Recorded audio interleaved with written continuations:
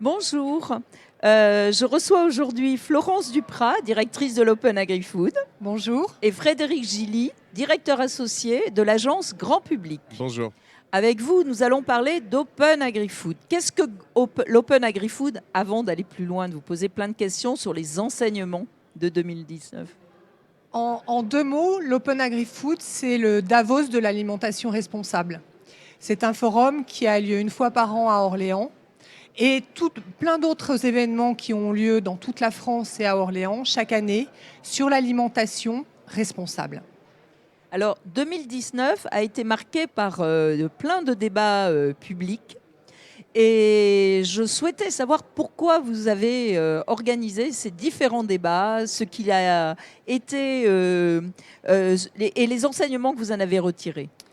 Alors, le forum Open Agri-Food, pendant les 6 premières années de son existence, il a été créé en 2014 par Xavier Belin et Emmanuel Vasnex, a eu à cœur de réunir tous les acteurs économiques de la filière, du producteur jusqu'au consommateur. Et petit à petit, on a senti qu'une confiance s'installait dans les débats et que les uns et les autres pouvaient commencer à faire des projets ensemble. Mais ça ne suffisait pas. Il était important d'ouvrir ces débats à la parole citoyenne. On a commencé en 2015 avec l'agence Grand Public à organiser des débats citoyens qui mettent au cœur des échanges les grands sujets de l'alimentation responsable. Alors cette année, je crois qu'il y a eu 7 débats, je ne me trompe pas, dans plusieurs régions, dans plusieurs villes. 7 débats, tout à fait. On a, à la différence des années précédentes où on était resté à Orléans au moment de l'Open Agri-Food, précisément fin novembre, cette année, le choix a été fait d'aller partout en France tout au long de l'année et d'aller dans des lieux particuliers et symboliques. On est allé dans une ferme à Chartres, on est allé dans la restauration collective à Lille, on est allé dans une usine de transformation à Strasbourg, on est allé dans une chambre d'agriculture à Vannes, on est allé dans un hôtel de ville à Sceaux, on est allé sur le parking d'un hypermarché à Casino à Montpellier. Et en fait, l'enseignement, c'est que partout et à chaque fois, les citoyens sont venus très nombreux et on a eu des débats particulièrement constructifs et apaisés.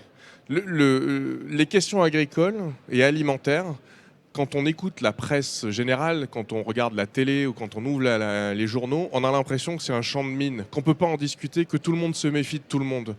Et quand on a fait venir ces citoyens, on les a invités, on leur a dit, les acteurs de la filière, les producteurs, les transformateurs, les distributeurs, ils ont envie de parler avec vous. Ils ont envie de parler avec vous pour comprendre ce que vous souhaitez, pourquoi ça se passe mal. Et en fait, les Français sont venus. Et ils sont venus et ils ont discuté. Et on a discuté de tout, y compris les sujets qui fâchent. On a discuté des pesticides, on a discuté de la transformation alimentaire, on a discuté de la confiance qu'on pouvait avoir dans ce qu'il y avait dans nos assiettes. Et on a aussi discuté du sujet très politique. Ce n'est pas les consommateurs qu'on avait en face de tout le monde. C'est les citoyens. Ils se disaient, mais moi je peux manger, mais il y a un problème si tout le monde ne peut pas manger à sa faim dans ce pays. Il posait la question de l'égalité devant l'alimentation. Un jeune nous a dit, mais on est le pays des droits de l'homme en France. Comment ça se fait que dans le pays des droits de l'homme, des gens ne puissent pas manger à leur faim en quantité, mais aussi en qualité? Et donc tous ces débats-là, qu'on voit venir tout le temps, partout, ils ne sont pas nouveaux. Mais ce qui était nouveau, c'est que le fait de les avoir avec les citoyens, on a pu les aborder, alors que d'habitude, on les aborde à mots couverts, on n'ose pas en parler. Et deux, on a pu se rendre compte que les citoyens n'étaient pas hostiles. On a des chiffres perpétuellement, les sondages nous disent les Français adorent leurs agriculteurs. Ils adorent leurs agriculteurs, mais il y a de l'agribashing. Alors comment expliquer l'écart? C'est sans doute qu'il n'y a pas les endroits où on puisse se parler tranquillement. Et ce qu'on a fait avec l'Open Agri-Food, c'est ça. On a juste organisé ces espaces. Et donc la prochaine étape pour 2020?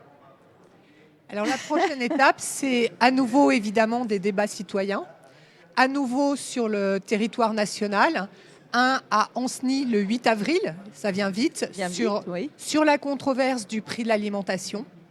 Le suivant, le 14 mai à Dijon, sur comment accélérer la transition agricole et alimentaire. Cet espace à Dijon est un écosystème vraiment intéressant pour traiter de cette question.